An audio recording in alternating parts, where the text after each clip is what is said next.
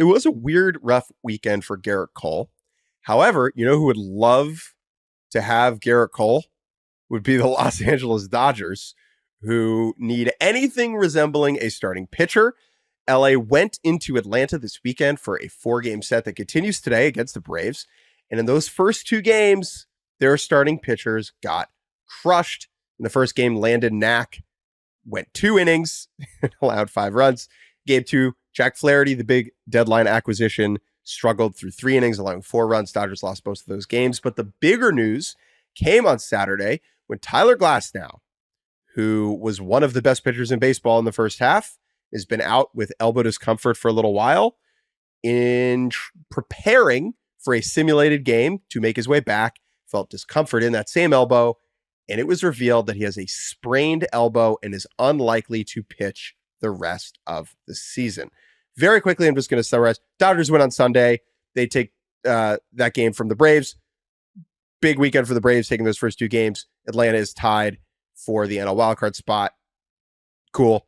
We'll talk about that a bit later when we get to the Mets. Just want to focus on the Dodgers starting pitching woes for a second. Yeah. And obviously good for them last night, scoring the billion runs against Raisel Iglesias. That's like his worst outing, not just in months, but in years. So it's a good reminder that now, and I say that to kind of mention that the Dodgers are now entering a bit of an extreme situation for not just their pitching, but also offensively, that they are now going to probably have to basically just outscore everybody in games that at least Yoshinobu Yamamoto is not on the mound. But I would say Flaherty had generally been very good for them, and he's someone, at least durability-wise, I know it sounds weird saying about him, but so far, this year, he has been pretty healthy, and I think they're going to trust him. But with Yamamoto coming back, who looked great, but in a shorter stint, we'll see how he kind of eases back into it. But man, I mean, counting on Glasnow to come back, which I guess we weren't necessarily doing, but like that was something that we were already heading into an unprecedented. We knew this. I mean, Glasnow nearly set his career high in innings in a single season before the All-Star break. I mean, he was on pace to do that, and which seemed like a good sign. And now here we are again, and it's a huge bummer. Obviously, we love watching Glasnow pitch, and I know he kind of dipped out this weekend and hasn't spoken to reporters yet, which I know some people in the media are frustrated about, but like, listen, if you're in his, it's an extremely, extremely tough spot for him. I'm sure we will hear from him at some point, but I mean, with Kershaw out, he's dealing with a toe issue, which is kind of oddly cruel when you consider all the things that Clayton Kershaw has dealt with, and now it's a toe that is keeping him off the mound. Did you see the clip of him throwing a bullpen on Sunday Night Baseball last night? I did not. In the sleeveless cutoff? I did not. Kirsch is yoked right now. He's a big boy. Yeah. No. He has always been a tall boy. Oh, you think he's like more jacked than ever? Is that what you're saying? 100,000%. Okay. Like, keep talking and I will send you this picture and it will change everything you think about Clayton Kershaw. So interesting. I don't know if I've ever thought too much about his physique. It's not like he's ever been skinny. I mean, not as a longtime big leaguer. I guess I've never thought about him as like particularly muscular. So I guess maybe you're onto something there. But anyway, as he still sits on the IL, we know we've already lost. Now Gavin Stone is a big one. He was such a big part for them. And now we're looking at Flaherty, Buehler, and this is where Buehler and Bobby Miller are just so fascinating. Two guys that there was a lot of excitement about coming into this season because Buehler was coming back and Bobby Miller was building off a season where it was like, great, sky's the limit. This guy's throwing 100. He's got nasty stuff, and he has been downright dreadful, but they haven't had a choice as to keep rolling him out there in a starting fashion.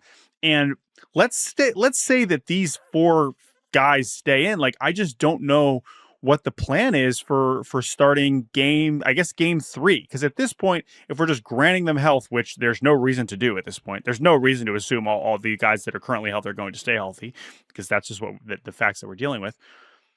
I mean, Yamamoto, I trust. If he's healthy, I think he is the real deal. I think what he looked like the other day, what he looked like in the months leading up to his injury, he was proving himself as one of the best pitchers in Major League Baseball. So that's great. That's still something that a lot of teams don't have. But it's just a lot of innings to cover. It is a lot of innings to cover, but I do believe that at their best, they have the best lineup in the league comfortably. And so it's possible that they will be able to outscore everyone and just win games all the way to the World Series 8-5. But that is going to be a treacherous road, and especially for Dave Roberts to have to literally manage over the course of October. So I think what's so fascinating about the Dodgers is that they've done this before. This has happened again. And I am willing to accept that the Dodgers front office is one of the more intelligent and skilled groups in baseball. However, the same thing is happening to them as happened last year, where they just don't have enough healthy pitchers at the right important time of the season.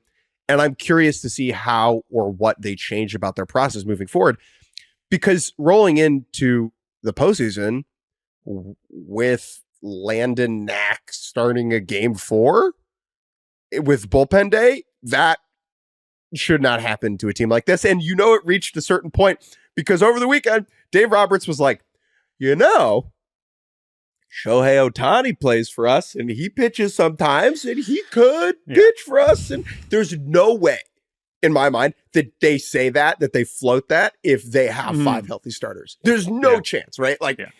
No way. And so I am legitimately concerned about the Dodgers pitching. Look, they could go out in a DS and just bludgeon somebody into submission. Let's say they play the Brewers, right? In the DS. Yeah. The Brewers starting pitching is relatively. I know it's been better than LA's. I know. Sure. But you could easily foresee a scenario where, Shohei Ohtani takes Aaron Savali behind the woodshed. Well, and this is the thing, is the team that they rolled in, to the postseason with last year, offensively, right? It was JD Martinez instead of Ohtani. But then after that, right, there's no kind of a big difference. Well, no, I'm saying that I'm saying that it's not they had nobody at DH. Like JD was pretty good. But the lineup that they're rolling out right now that has, you have the big 3, and then it still goes Teoscar, Muncy, Tommy Edman, who looks fantastic, and then Will Smith batting 7th. I mean, that's still as good. That's as good as you're going to see in the whole league. So they are going to roll in with a larger margin for error, just in terms of a run production standpoint. Now, as we've seen, people point out in these smaller series, these great lineups could just disappear for 3 games and then you could be eliminated. That's obviously still in play, for sure. But I still have to say on paper that this still looks like an offense that can outscore basically anybody. And you say the other point, I know Andy McCullough made this point on his podcast last week, is, okay, great. So you're worried about your starting pitching? Well, I'm worried about the opposing team's starting pitching against this lineup. And so you're basically going to be forcing the other team to churn through their pitching staff in the same way. Like, how many pitchers are you expecting to carve through this group? It's possible. It's very well will happen probably at some point during October, but that's part of it that I think at this point they have to bank on. They don't have a choice. I would say it's not like this was plan A, but they still have this backup plan, which is having maybe the best lineup in the league. I'm more worried about their pitchers than I am worried about the other teams. I get what Andy's saying, but the Spencer Schwellenbach just kicked their ass. Yeah, it's pretty good. Sale certainly did. No, I know. Sale would kick everyone's ass.